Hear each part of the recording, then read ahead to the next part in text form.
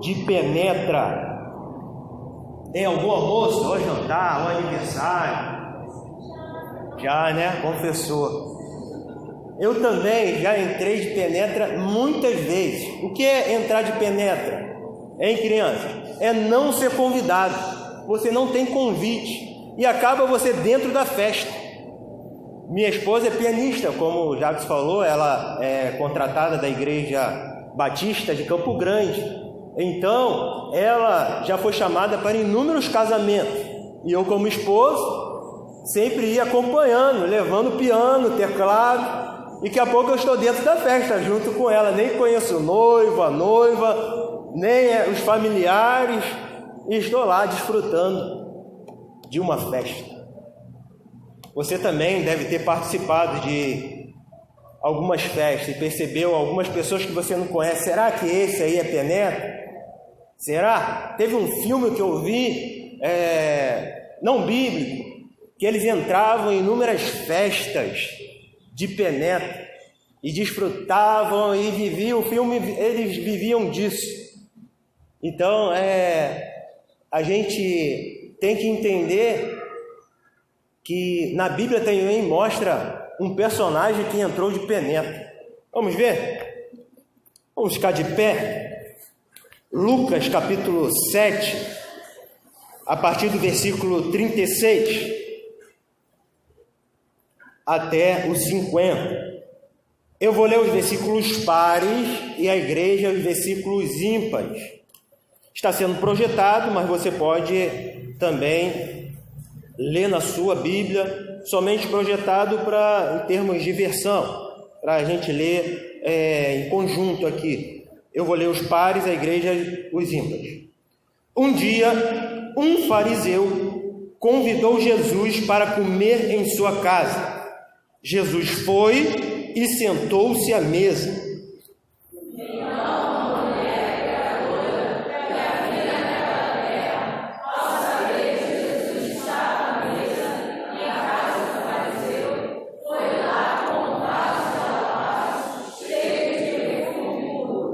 Estando por detrás, aos seus pés, chorando, regava-os com as suas lágrimas e os enxugava com os próprios cabelos e beijava-lhe os pés e ungia com unguento.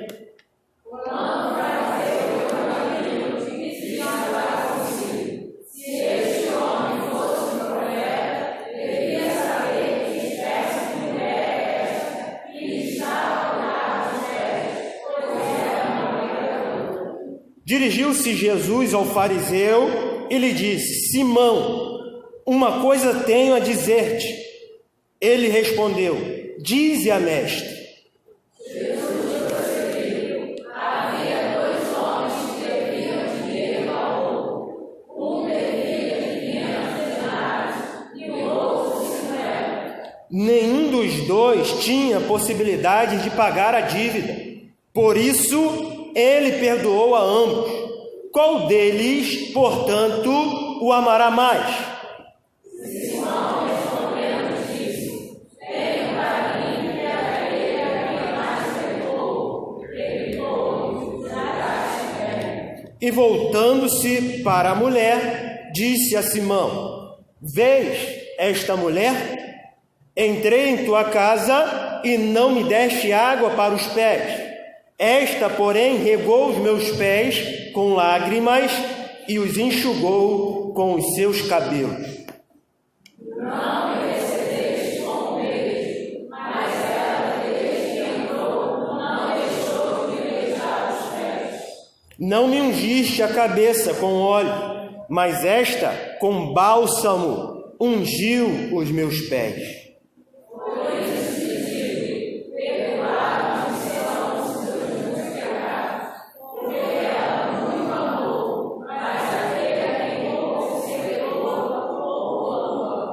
Então disse a mulher: perdoados são os teus pecados.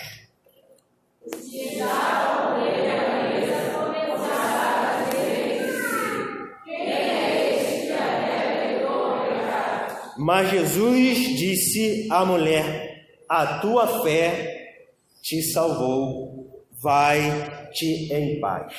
Amém? Amém? Vamos orar? Repita comigo essa oração, é breve. Feche seus olhos, repita comigo. Senhor meu Deus, fala comigo esta noite. Em nome de Jesus. Amém. Pode se assentar. E eu peço que você repita comigo o título da mensagem dessa noite. Primeiramente, somente as mulheres. Jesus na minha casa. Agora os homens. Jesus na minha casa. Agora as crianças. Agora todos juntos. Jesus na minha casa. Jesus na minha casa, na sua casa. Jesus na casa dos fariseus. Esse Simão era fariseu. Jesus foi à casa do fariseu. E sabe quem eram os fariseus? Era um grupo temente a Deus, muito valorizado na época de Jesus. Guardava as leis de Moisés, seus costumes, as leis cerimoniais, as leis morais. Realmente, ser fariseu era sinal de status. Homem temente a Deus, homem que preserva a palavra de Deus. Então, ser fariseu, na época de Jesus, no Novo Testamento, no Velho Testamento, era algo bom. Com o tempo, Jesus foi mostrando que os fariseus começaram a fazer leis orais, que depois, com o tempo, eles escreveram essas leis orais. E aí seguiam as leis orais. Claro que a Bíblia é o manual de fé e regra e prática de cada cristão. Mas nós também temos costume de fazer o quê? Regimento interno, estatuto. Não é a Bíblia, mas para nos dar ordem e seguimento na obra de Deus aqui como igreja. Naquele tempo, os fariseus também, leis orais, colocar ordem no povo. Mas a lei oral não podia ser primazia, porque a Bíblia sempre é e sempre vai ser o nosso manual com mais autoridade de qualquer livro, de qualquer regimento interno e estatuto, a Bíblia. Mas os fariseus adoravam essas leis orais. E muitas vezes Jesus, com parábolas, com histórias, mostra que aquele fariseu está endurecido com a sua lei. Ele está frio, congelado. Fala da lei, mas não vive. Conhece pessoas assim? Que falam de Jesus, mas em casa não vive. Então esses são os fariseus. Mas naquele tempo também tinha a casa dos saduceus, que eram um pouco mais liberais. Tinha também a casa dos essênios, que eram aqueles mais reclusos. Hoje a gente podia falar que eles se encontram no mosteiro. Tinha também a casa dos escribas, aqueles que escrevem a lei. A casa dos zelotes, esses são mais perigosos. Na casa de um zelote, eles chamam para guerra, para briga, para luta. Então, os zelotes também estavam, naquele tempo, observando esse novo acontecimento, o Messias, Jesus andando e fazendo grandes milagres. Também tinha a casa de Mateus, o publicano. Publicano é sinal, naquele tempo, ruim, porque o publicano, quando o judeu, era pior ainda, porque ele cobrava os impostos. Imagina, cobrando impostos dos judeus, naquela época onde dominava o Império Romano. O próprio judeu colocando outro judeu no Serasa, né? Vamos trazer para essa época. Então, eles tinham ódio dos publicanos, mas também Jesus foi até a casa de Mateus, lembra? Os fariseus reclamaram, se você ver a história, com Jesus, mas dizia Jesus: eu vim para salvar os pecadores e não os justos. Olha, Jesus aqui usando uma metáfora para falar que os justos, fariseus, saduceus, todos aqueles homens e aquelas mulheres daquela época, que eles deveriam se arrepender. Também Jesus esteve na casa de Pedro, lembra? E curou a sua sogra. Ó, que bênção! Pedro ficou muito feliz, não é, gente? Com certeza. Jesus também esteve na casa de Simão, o ex-leproso, que muita gente confunde com essa parábola aqui que a gente vai estudar, que a gente leu. Ela se repete, a casa de Simão, o leproso, não o fariseu. O leproso em Mateus 26:6, Marcos 14:3 e João 12, de 1 a 8, que nós lemos aqui por uma jesucidência. Lemos aqui e mostra que lá Maria também, com um nardo puro, chorando, ungiu os pés de Jesus. Muito parecido, mas não é o caso dessa mensagem de hoje. Teve também na casa de Cafarnaum, lembra? Que ele estava dentro da casa em Cafarnaum e um paralítico entra pelo telhado, descem pelo telhado, Jesus também cura o paralítico e fala também que os seus pecados estão perdoados. É maravilhoso. Teve também na casa de Jairo.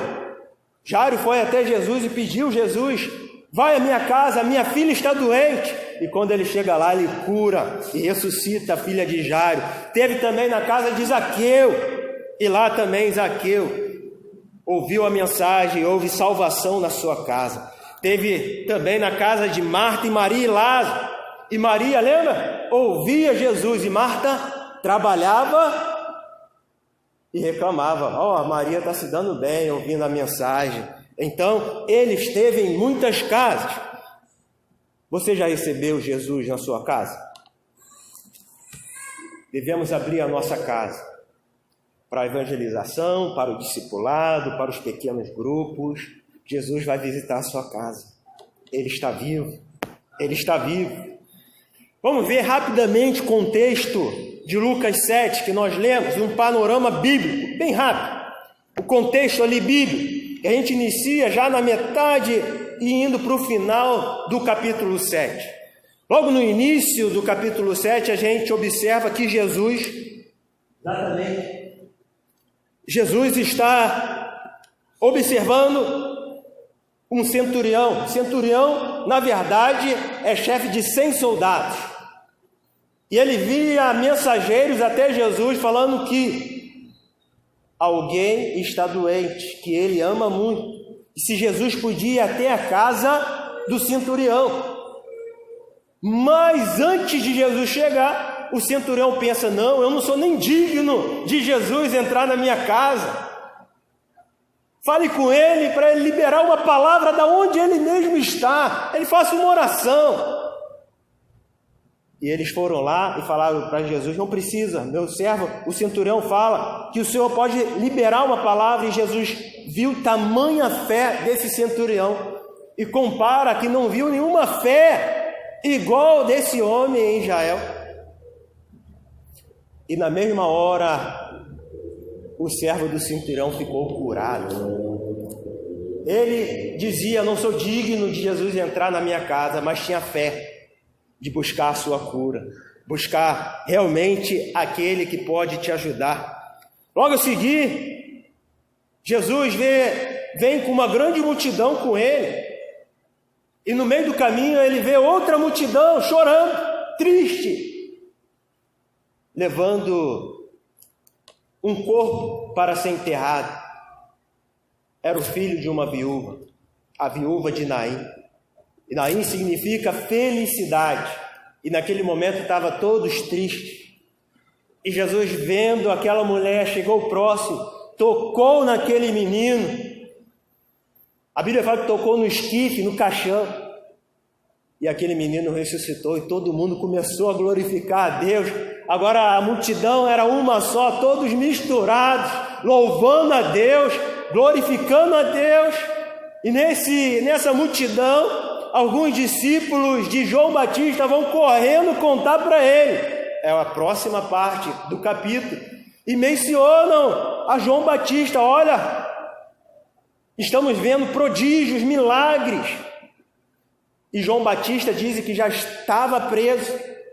Herodes já tinha prendido João Batista e João Batista manda pergunta se este é aquele que nós esperamos ou ainda vai vir outro. E quando eles perguntam isso para Jesus, Jesus fala com eles: olha o que vocês estão vendo, as pessoas estão sendo curadas, as pessoas estão sendo livres, os demônios estão saindo desses corpos. Olha, as pessoas estão ressuscitando. Diga a João Batista isso. Era o poder de Deus, a glória de Deus. E é nesse momento que ele chega, até um certo momento que é convidado para estar na casa do fariseu chamado Simão, Simão o fariseu. Agora ele está na casa de Simão. E aí nós ouvimos essa história. Essa história começa quando Jesus foi convidado à casa de Simão, o fariseu. Com certeza esse evento foi planejado por Simão. Ele é fariseu e pode ser que ele esteja pensando: será que esse é profeta? Será que esse é o Messias? Eu vou planejar aqui um almoço ou uma janta, a Bíblia não fala, era um evento e eles iam comer. E eu vou preparar uma armadilha para Jesus, para saber realmente se ele é o Messias, se ele realmente é o grande profeta que esperamos. Então Simão prepara um grande momento, uma grande festa, e Jesus se aproxima, entra nesse ambiente. Você já preparou um almoço ou um jantar e convidou alguém? Você fica ansioso, ansiosa para aquela pessoa, aquele convidado se aproxima, o horário, se preocupa com todos os detalhes, coloca o melhor prato, a melhor louça, fala com as crianças para ficarem comportadas, porque essa pessoa que vai chegar é muito importante para você. Mas ao contrário, não foi recebido com grande importância. Naquele tempo, os judeus recebiam o seu convidado, o seu hóspede, sempre com um beijo. E preparava ali uma bacia com água e toalha, para que o visitante, ao chegar, pudesse limpar os seus pés. Era uma tradição. E ungia a cabeça desse visitante. Era o ritual judeu. Por isso percebemos que há alguma armadilha aqui de Simão. Ele quer realmente observar se Jesus realmente é Deus, se ele é esse grande profeta. Mas aí vem uma penetra, sem ser convidado. Aparentemente, muitos estudiosos dizem que essa mulher já tinha se convertido. Quem chega a um culto ou a algum lugar e já chega adorando, se não é convertido, é muito difícil. A pessoa chega tímida, senta nas últimas cadeiras, não que você esteja sentado aí porque ainda não se converteu, mas a pessoa chega tímida. Essa mulher, ela invadiu aquele local, ou chegou antes daqueles convidados e ficou esperando. Mas me parece que ela entrou e ninguém viu. Quando eles viram, ela já estava aos pés de Jesus, chorando. Quando alguém está chorando é porque é muita gratidão, é muito amor envolvido. Hoje, nós não choramos mais diante de Jesus. Nosso coração vai endurecendo. Quando no Sermão do Monte Jesus sobe e fala com os discípulos, e todos esses líderes, fariseus, saduceus, estão ali atentos também, ouvindo Jesus, ele diz: bem-aventurados humildes de espírito, porque deles é o reino dos céus. E o segundo ele diz: bem-aventurados que choram, porque serão consolados. Mas é um choro de arrependimento, de mudança.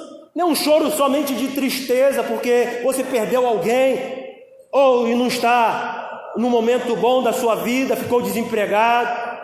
Não é esse choro, é um choro que você olha para você e percebe o seu pecado diante de Deus e chora, se humilha diante de Deus.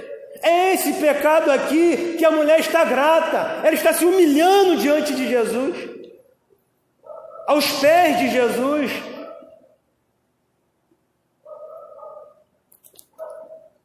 Que mensagem maravilhosa de Jesus nesse momento. Então ele resolveu contar uma parábola, para que aqueles que estavam naquele evento pudessem entender melhor o que estava acontecendo. Porque aquele Simão dizia, se fosse profeta, saberia quem toca nele, em Jesus. Porque é uma pecadora. A distinção. Hoje a gente atrai as pessoas para receberem Jesus, para receberem a mensagem de Deus, de salvação. Naquele momento parecia que os fariseus se isolavam. Se diz santos, a palavra fariseu significa realmente separados. Mas não das pessoas, separados do pecado. Mas isso muito confunde aquela época. Eles se achavam melhores. E nesse momento Jesus está dizendo que aquela mulher também é importante, que a gratidão daquela mulher que rompe aquele evento e para o evento é porque ela ama muito. Vamos ver juntos?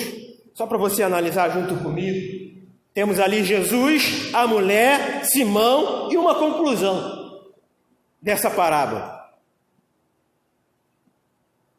Parábola significa colocar lado a lado, transmitindo a ideia de comparação ou comparar verdades terrenas com verdades celestiais, ou uma semelhança, ou uma ilustração entre um assunto e outro. A parábola demonstra o que há fora de nós, é o espelho em que podemos observar conhecimento terreno aplicado no espiritual. Então ele conta que uma pessoa que tinha muito dinheiro emprestou para duas pessoas uma certa quantia. Exemplo, $500 para um e para outro $50. E ele dizia para Simão o fariseu, os dois não têm como pagar essa pessoa. E ele perdoa ambos. E aí vem a pergunta de Jesus para o fariseu, o Simão. Quem ama mais? E ele diz, quem foi perdoado mais? Vai amar mais essa pessoa que ofereceu o perdão. Aparentemente é difícil observar essa conjectura. Quem perdoa mais, ama mais. Quem perdoa menos, ama menos. Então, se eu tenho menos pecado, eu amo menos. Não é isso.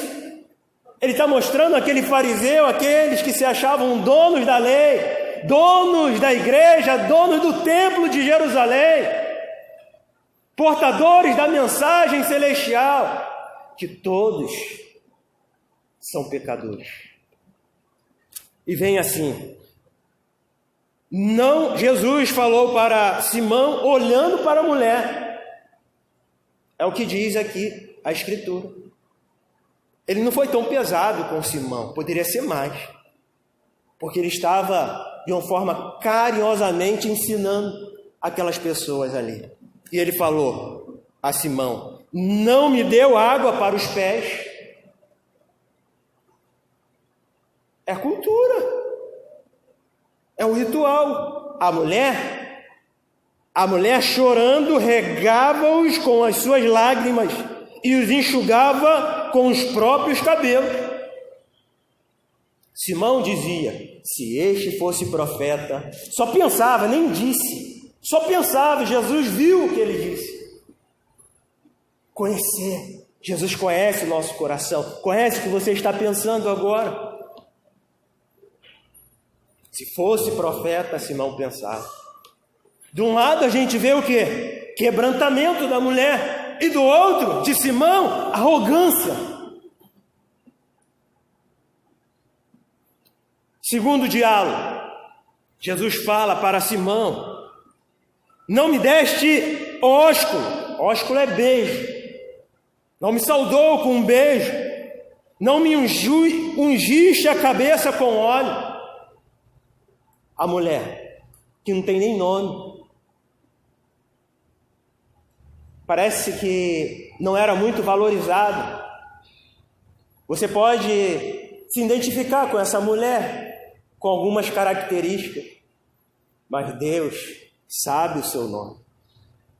E a mulher de Jesus, a mulher beijava-lhe os pés, a mulher ungia com unguento os meus pés. É o bom perfume que nós lemos aqui na leitura. Se espalhou pela casa. Primeiro, era limpa o pé de Jesus. Ela não tem água, mas ela está chorando em lágrimas.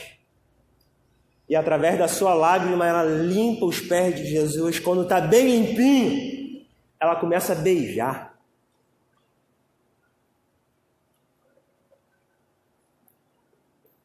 Que paralelo forte que ele está mostrando e comparando o jeito de adorar da mulher e o jeito de adorar do fariseu.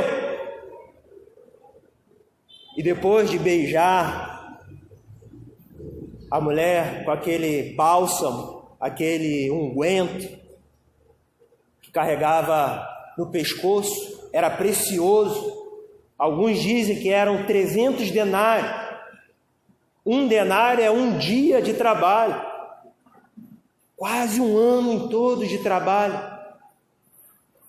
Derramou diante daqueles que estavam vendo surpresos aquela mulher adorando a Deus. E eles pensavam: para que gastar tanto dinheiro? Por que usar isso? Às vezes tem até algum sentido pornográfico. Essa mulher é pecadora. Pode ser uma prostituta, ex-prostituta. Porque deixa tocar em Jesus? Porque Jesus deixou-se tocar por essa mulher? Mas ele faz um paralelo. Vocês nem sequer me receberam. Eu sou o convidado, vocês não me receberam. A gente está, às vezes, tão ocupado que esquece que o culto é para Deus. Não são para as pessoas, é para Deus. É para a nossa edificação. Através do louvor, a palavra entra em nosso coração e nos limpa, nos regenera, nos justifica, nos reconcilia com Deus. É todos os dias que nós precisamos nos quebrantar diante de Jesus.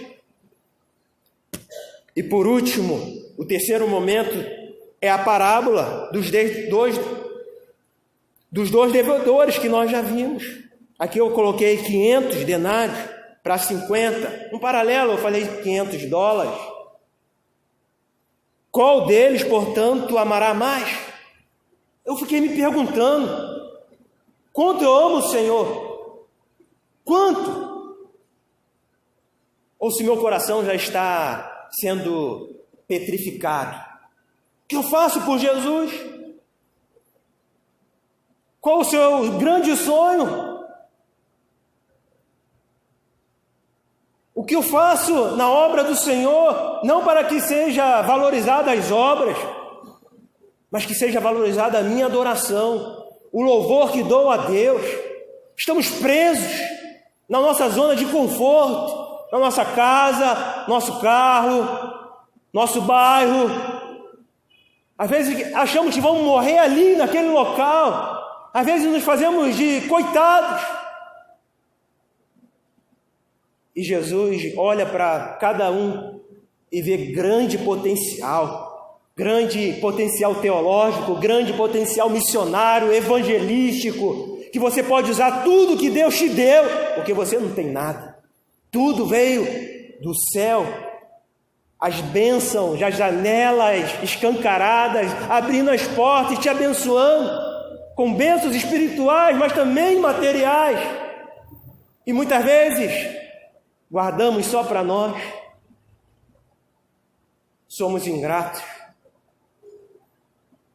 Em vez de dividir e compartilhar, achamos que é meu, que é seu. E a vida que Deus te deu foi para glorificar o Senhor, para exaltar o nome do Senhor. Eu e você temos um compromisso com Deus de nos doar mais, de nos entregar mais, como essa mulher fez. Às vezes a gente negocia com Deus o meu dízimo, a minha oferta, e Deus não precisa de dinheiro, Ele quer a tua adoração, Ele quer que você rompa a zona de conforto, Ele quer que você saia do quadrado, Ele quer que abra os seus olhos espirituais, para que você veja o céu, a glória que Ele tem preparado para você, para a sua vida, nas mansões celestiais, naquilo que vai vir, no porvir, que ainda vivemos aqui momentos, mas ainda não chegou o céu. Mas é isso tudo que Deus preparou para aqueles que o amam. Então se entregue mais, perdoe mais. É nesse momento que devemos entender o perdão. Nós não podemos minimizar o perdão e oferecer para quem a gente gosta, somente para nossa esposa, para o nosso filho. Temos que liberar o perdão para aquele que nos traiu, aquele que mentiu, aquele que está nos devendo. Eu digo, ninguém me deve nada, porque eu dou. Se eu não tenho, digo que não. Mas se eu empresto, não fico pensando em receber de volta, para não gerar no meu coração uma dureza, um espírito de cobrança, um espírito de vaidade, de orgulho, e eu fique preso, sem poder adorar, sem poder louvar. Que história maravilhosa! A mulher e o fariseu eram os devedores, mas Deus perdoou ambos. Suponho, ele dizia, né? Quem ama mais é aquele que recebeu mais perdão. E a gente vê aqui, claro, todos nós somos pecadores. A conclusão, Jesus é o Salvador. Para encerrar, vou fazer somente 2 aplicações. A história já foi contada. Você está com essa história agora na sua mente. Tanto o contexto bíblico, Jesus passando e curando o servo do centurião, caminhando mais um pouquinho e ressuscitando o filho da viúva de Naim, descendo mais um pouquinho, e João Batista, a voz profética que preparou o caminho, tirando todas as dúvidas do seu coração e entendendo que este é o Messias, e chega agora à casa de Simão fariseu. E eu pergunto para você essa noite: como Jesus me vê? Ou como Jesus te vê? Como é que Jesus te vê? Com roupas? Como Jesus vê o seu coração, o profundo, o que ninguém sabe, o que nenhum pregador pode descobrir, somente Jesus sabe. Jesus te vê todos os dias da sua vida. Não dá para se esconder de Deus. Já dizia o salmista: se você se esconder no mais profundo abismo, no profundo do mar, se esconder no céu celestial, Ele te vê. Jesus está presente. É a onipresença de Jesus que vê tudo. Ele vê tudo. E Ele vê quando você está triste. Ele viu aquela mulher e mostrou para todos. Todos pararam e Ele falou: vês esta mulher, no versículo 44, vês esta mulher? Quando estamos adorando, pode ser que Deus pare o céu e fala: vê aquela mulher, vê aquela criança, vê aquele homem. Lembra quando Satanás foi ter com Jesus? E Jesus fala para ele, com Deus, com a Trindade: vê meu servo Jó, vê o meu servo, a minha serva. Ele te vê. Ele sabe o seu nome, Ele te conhece, Ele sabe porque você veio aqui essa noite. Ele veio e Ele quer te ajudar. Ele viu o sofrimento do povo do Egito. E Ele vê também o seu sofrimento. O sofrimento do povo de Israel no Egito por 430 anos. Quantos anos você está sofrendo? Por uma doença, por um preconceito. Quantos anos você sofre por uma pessoa que foi embora e não voltou mais, e você se condena? Quanto tempo você sofre por uma pessoa que partiu e foi morar no céu, e você não consegue deixar essa pessoa porque você amava muito, mas você sofre e Jesus vê o seu sofrimento. Pode dizer que você entre no culto, saia do culto, ria, converse com o pastor, mas guarde o seu sofrimento. Mas eu te falo essa noite que Deus vê o seu sofrimento e Ele quer te ajudar essa noite. Ele quer te curar essa noite. Ele quer limpar as suas lágrimas.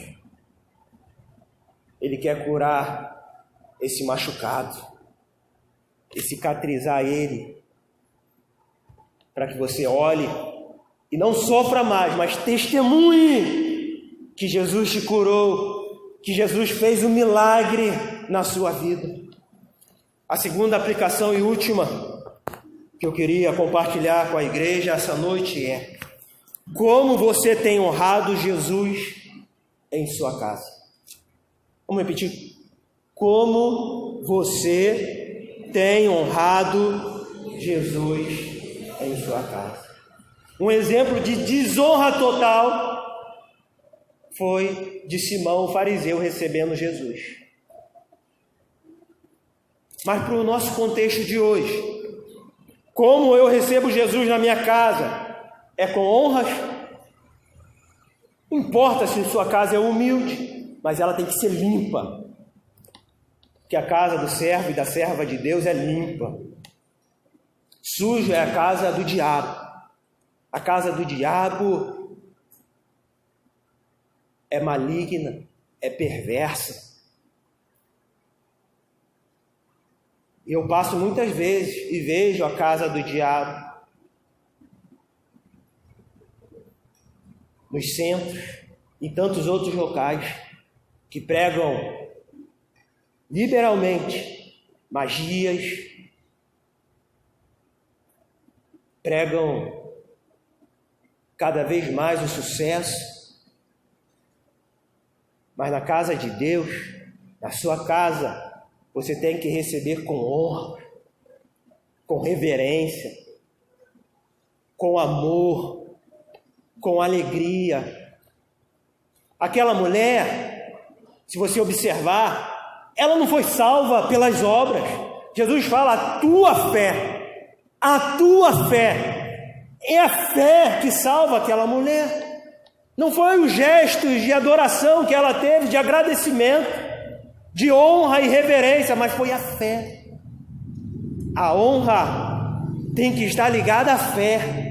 Você tem que entender que o Deus que você serve, que eu sirvo, que nós servimos, é recebido com fé em nosso coração, com um desejo que Ele mude a nossa vida, que tire os desejos pecaminosos, para que eu honre, que eu valorize, para que eu tenha o fruto do Espírito, o amor, a bondade,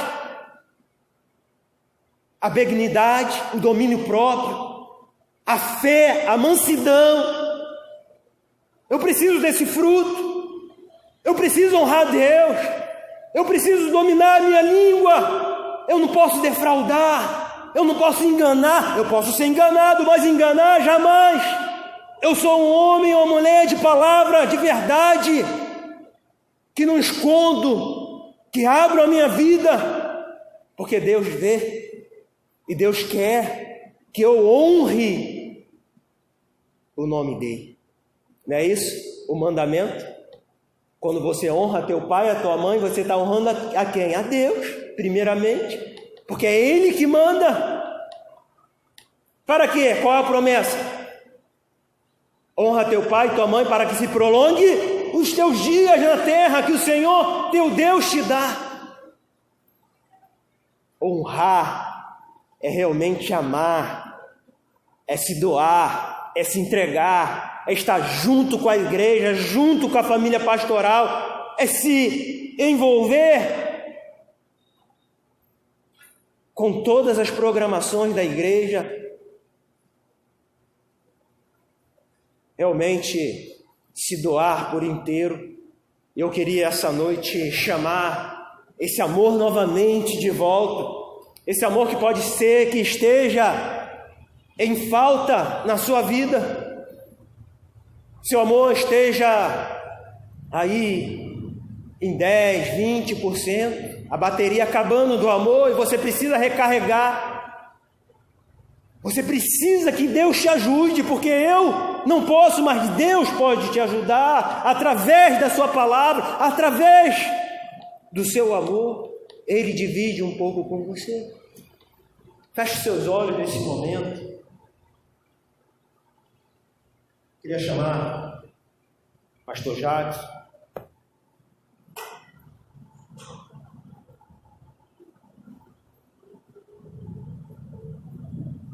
Esteja em oração nesse momento. Eu queria fazer desse momento um momento que você faça uma avaliação da sua vida, do seu dia a dia com Deus. Porque as duas aplicações que nós temos aqui é que Deus vê o seu sofrimento, vê a sua dor, e Ele chama você para honrá-lo, para a dedicação, para o compromisso. E se você essa noite deseja sair da sua zona de conforto, não sei se Deus tem te chamado para o ministério pastoral, ministério de missões, você não sabe como, mas a unção de Deus, o Espírito de Deus nessa noite vai te capacitar. O Espírito de nosso Deus, desde que nós entramos aqui, Ele está falando e mostrando a cada um de nós que precisamos nos doar mais, precisamos nos comprometer mais, que precisamos amar mais, porque Ele nos amou primeiro, enviou seu Filho amado, para morrer em nosso lugar. Por isso essa noite Ele te chama a um amor maior, um amor verdadeiro, um amor sem interesse, um amor que você se derrame diante de Deus, que você chore pelo seu pecado, querendo deixá-lo e nunca mais cometê-lo. Se você essa noite se sente chamado por Deus para uma mudança,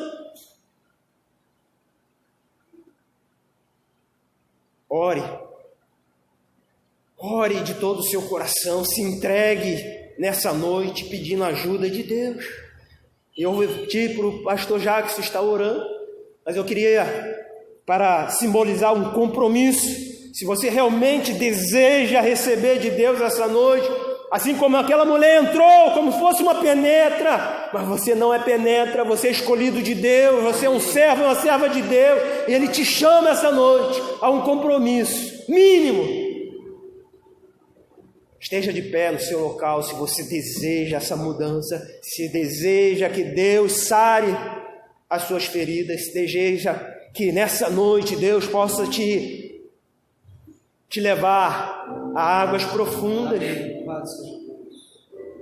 que você deseja que esse perfume possa contagiar a sua casa, contagiar a sua vida, contagiar quem está perto de você, o bom perfume de Deus.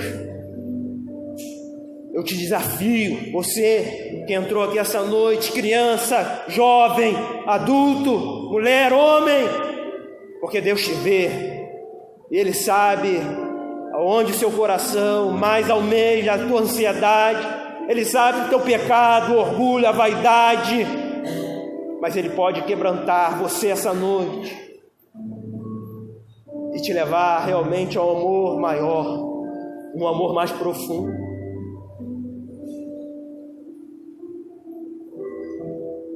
Senhor Jesus, nós estamos, ó Deus, na Tua presença e pela fé nos aproximamos do trono da Tua graça, certos de que nessa noite o Senhor falou no nosso coração, falou o coração das crianças, dos homens, das mulheres e as pessoas, ó Deus, que se colocaram de pé nessa noite, estão publicamente reconhecendo o Senhor e que abraçam o Senhor pela fé e dizendo publicamente que confiam plenamente que o Senhor há de nos recompensar, habitando em sua casa, fazendo transformação em sua casa, curando os feridos. Senhor Deus, que também outras vidas estão sentadas e têm o mesmo desejo em seu coração, mas porventura, Deus, por alguma razão particular, não querem manifestar isso nessa noite. Compreendemos, ó Deus, mas te pedimos que as mesmas bênçãos que o Senhor dos altos céus há de derramar sobre a vida dos filhos que ficaram em pé, também há de derramar sobre aqueles que estão sentados. Porque o teu amor, ó Deus, não se limita a um gesto de adoração, mas a fé que está no coração, como foi pregado nessa noite. E nós, ó Deus, te pedimos que o Senhor venha visitar os teus filhos em suas necessidades. Que o Senhor venha trazer paz ao coração, venha trazer amor ao coração, venha sarar as feridas, venha erguer a cabeça caída, venha erguer, ó Deus, o ânimo abatido, venha acabar com os laços do diabo, venha derrubar e destronar Satanás das famílias. Amém, Jesus. Tu és Deus que tudo pode, tudo nós entregamos em tuas mãos. E te pedimos, ó Deus, que o Senhor visite cada um. Em nome de Jesus. Amém. Obrigado, Deus, por esse de penetra em algum almoço, ou jantar, ou aniversário. Já, né? Confessou. Eu também já entrei de penetra muitas vezes. O que é entrar de penetra? Hein, criança? É não ser convidado. Você não tem convite e acaba você dentro da festa. Minha esposa é pianista, como o Jacques falou, ela é contratada da Igreja Batista de Campo Grande. Então, ela já foi chamada para inúmeros casamentos. E eu, como esposo, sempre ia acompanhando, levando piano, teclado. E daqui a pouco eu estou dentro da festa, junto com ela. Nem conheço o noivo, a noiva, nem os familiares. E estou lá desfrutando de uma festa. Você também deve ter participado de algumas festas e percebeu algumas pessoas que você não conhece. Será que esse aí é penetra? Será? Teve um filme que eu vi, não bíblico,